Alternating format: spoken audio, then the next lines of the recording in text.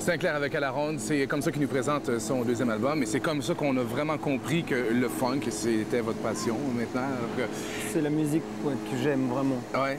Et bon, pour nous, ici au Québec, si on parle de funk, on va se relier un petit peu aux États-Unis parce que c'est là qu'on croit que l'origine est. Oui, en France, est-ce qu'il y a eu, au fil des dernières années, des gens qui ont fait dans le funk et où on a manqué ça? Il y a des gens qui ont développé, en fait, l'esprit funk, qui ont permis aux gens qui voulaient en faire de se dire on peut en faire en France. Il y a eu FFF.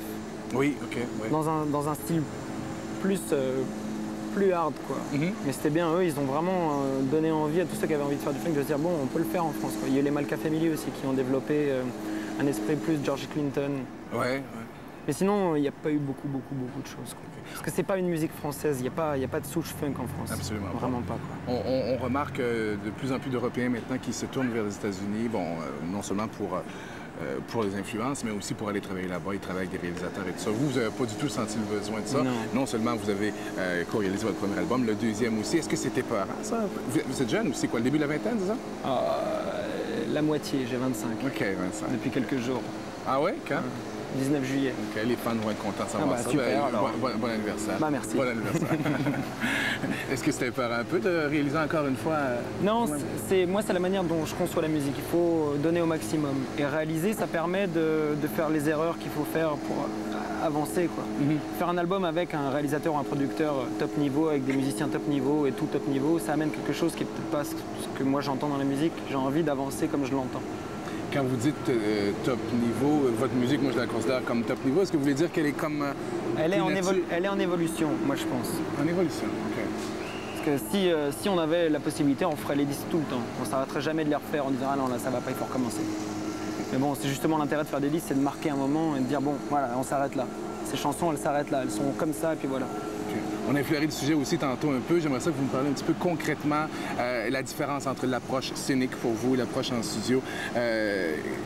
Comment pourriez-vous expliquer ça un peu? Moi, je pense qu'en studio, on privilégie l'émotion par les finesses, par en fait lorsqu'on fait comme du maquillage ou des choses comme ça, quoi. Et de pouvoir donner un univers bien profond, quoi. Tandis que sur scène, il faut donner de l'énergie et tout de suite, on n'a pas le temps de rentrer dans les détails parce que les gens qui viennent nous voir, ils veulent en 1h30 tout prendre dans la gueule, quoi. Et donc c'est ce qu'il faut faire sur scène. Donc c'est sûr que l'approche scénique est nettement plus... S'il y a des ressorts, ça saute dans tous les sens, on joue, on fait un peu n'importe quoi, mais bon, on donne, quoi, vraiment. Et sur disque, on fait du travail de minutie pour qu'on puisse écouter le disque plein de fois et découvrir encore plein de choses, quoi. OK, les subtilités, les nuances. Les subtilités, c'est comme ça que moi je vois les deux approches. Alors, il y a des gens qui me disent « Ouais, mais la scène c'est différent des disques ». Je dis « Bah heureusement ». Parce que si tu viens voir un concert et que c'est la même chose que le disque, ça sert à rien. Il y en a un des deux qui sert à rien, quoi. Ouais, c'est vrai, c'est vrai. Les Français aiment beaucoup parler de votre père, arrangeur et réalisateur d'albums. Moi, tout ce que j'aimerais savoir, qu'est-ce qu'il pense de vos albums? Apparemment, il m'a jamais dit de mal, donc il a l'air plutôt fier. Il trouve ça intéressant? Je pense qu'il est surtout fier que j'arrive à en faire. D'accord. C'est assez dur comme aujourd'hui d'arriver à faire des disques. Absolument, absolument. Je vous remercie beaucoup d'avoir pris un peu de temps. C'est avec plaisir, toujours. Et c'est ce soir qu'on vous voit au Spectrum de Montréal. Combien de personnes sur scène avec vous? 7. 7 personnes. On est 7 en tout. OK. Sinclair ce soir dans le cadre des Francopholies. Merci beaucoup. Merci. Et bon séjour ici.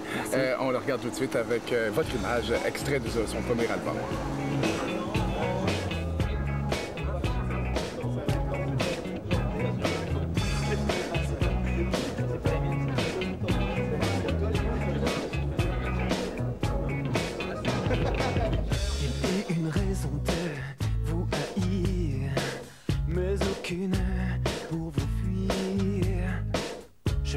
Avoir fait tant de partage, mais parfois il faut savoir rester sage.